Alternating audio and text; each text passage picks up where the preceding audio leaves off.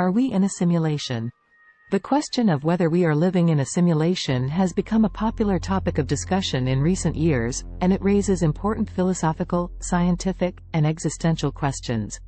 Before we continue, please check out my description for free moon reading.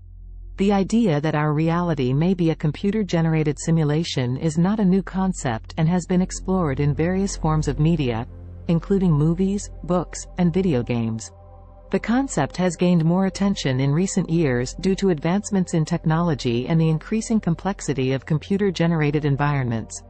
In this essay, we will explore the history of the concept, the arguments for and against it, and the implications of this theory. The concept of living in a simulation has a rich history and can be traced back to ancient philosophical debates about the nature of reality. The philosopher Plato proposed the theory of forms, which argues that our physical world is a mere shadow of a higher reality of eternal and unchanging forms. In more modern times, the philosopher René Descartes introduced the idea of a demon deceiving our senses and creating an illusory reality. The modern concept of living in a simulation gained prominence in the 1990s with the publication of Nick Bostrom's paper, Are You Living in a Computer Simulation?, which presented a philosophical argument for the possibility of living in a simulation. The topic is of significant importance as it raises fundamental questions about the nature of reality and our place in the universe. If we are living in a simulation, it would have far-reaching implications for our understanding of ourselves, our environment, and our relationship with a higher power or creators of the simulation. Furthermore, the concept challenges our understanding of consciousness and raises questions about the ethics and morality of creating and inhabiting simulated realities.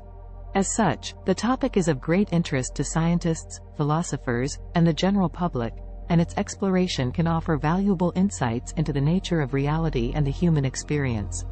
The simulation hypothesis proposes that our reality is a computer-generated simulation created by a more advanced civilization. This theory argues that everything we experience, including our thoughts, emotions, and physical surroundings, are all part of the simulation. The concept has gained popularity in recent years due to advancements in technology and our increasing ability to create realistic virtual environments. There are several arguments in favor of the simulation hypothesis. The first argument is based on the advancement of technology. If our civilization continues to develop at its current rate, it is reasonable to assume that in the future, we will have the ability to create realistic simulations. If we can create simulations that are indistinguishable from reality, it is possible that an advanced civilization has already done so. The second argument is based on the potential for multiple levels of simulation. If we accept that it is possible to create a simulation, it is also reasonable to assume that the creators of that simulation could create their own simulation within the simulation. This could create an infinite chain of nested simulations, where each level is created by the inhabitants of the previous level. The third argument is based on the potential for creating realistic simulations. If we accept that it is possible to create a simulation, it is reasonable to assume that the creators of the simulation would want it to be as realistic as possible. Therefore, it is possible that the laws of physics in our reality are simply a set of rules programmed into the simulation, rather than actual physical laws. Overall, the simulation hypothesis is a fascinating concept that challenges our understanding of reality and raises important philosophical and scientific questions. While there is no conclusive evidence to support the theory, the possibility of living in a simulation has captured the imaginations of scientists and the general public alike. While the simulation hypothesis is an intriguing concept, there are several arguments against it. The first argument is the lack of evidence. There is currently no empirical evidence to support the theory that we are living in a simulation. While the possibility of creating a simulation cannot be ruled out, there is no concrete evidence to suggest that it has been done. The second argument is based on the Occam's razor principle, which states that the simplest explanation is usually the correct one. The simulation hypothesis proposes a complex explanation for our reality, which requires the existence of an advanced civilization capable of creating a simulation. It is simpler to assume that our reality is what it appears to be, rather than to postulate the existence of an advanced civilization creating a simulation.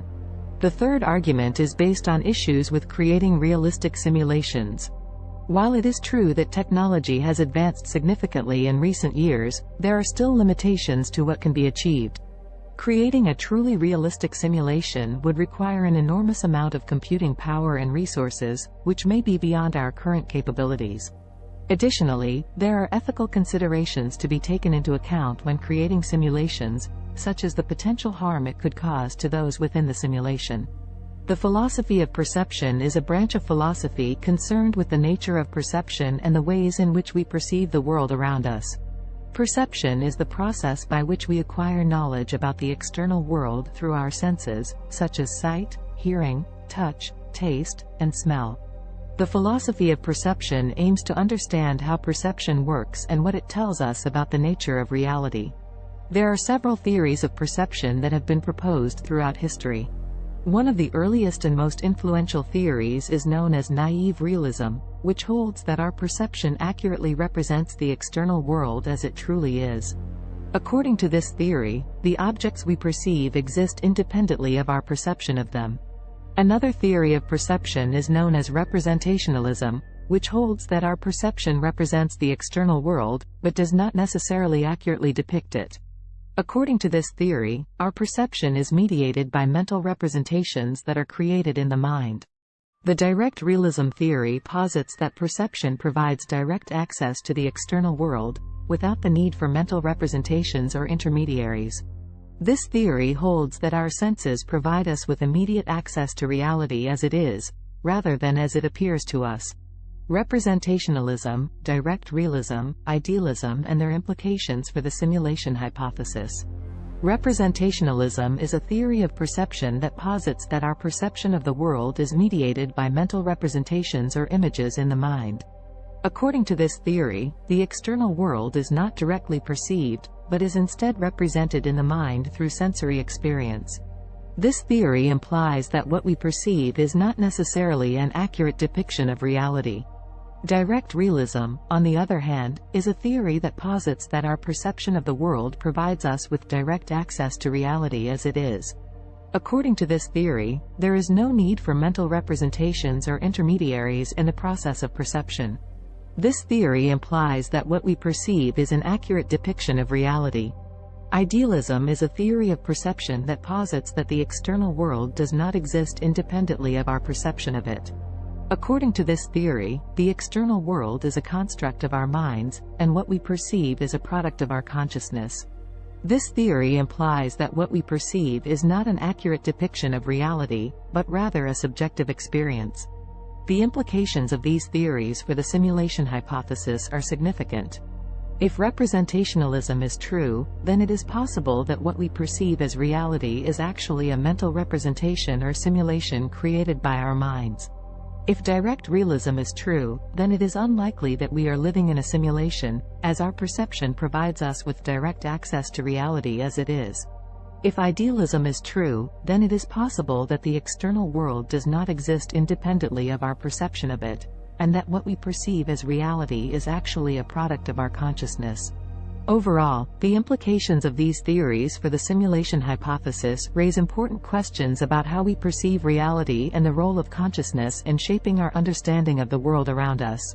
While there is no clear consensus on the nature of perception or the validity of the simulation hypothesis, the study of perception and consciousness remains an important area of philosophical inquiry. The question of whether or not we are living in a simulation is a fascinating topic that has captured the imagination of many people. While the simulation hypothesis is an intriguing idea, it is important to approach it with a critical and rational mindset. From a philosophical perspective, the simulation hypothesis raises interesting questions about the nature of reality and consciousness. It challenges us to reconsider our assumptions about the world and our place in it. However, from a scientific perspective, there is currently no empirical evidence to support the simulation hypothesis. While it is possible that future advancements in technology could allow for the creation of realistic simulations, the current consensus is that we are not living in a simulation. Ultimately, the simulation hypothesis remains a topic of debate and discussion, and it is up to each individual to decide what they believe. Whether or not we are living in a simulation, the important thing is to continue exploring and questioning our understanding of the world around us.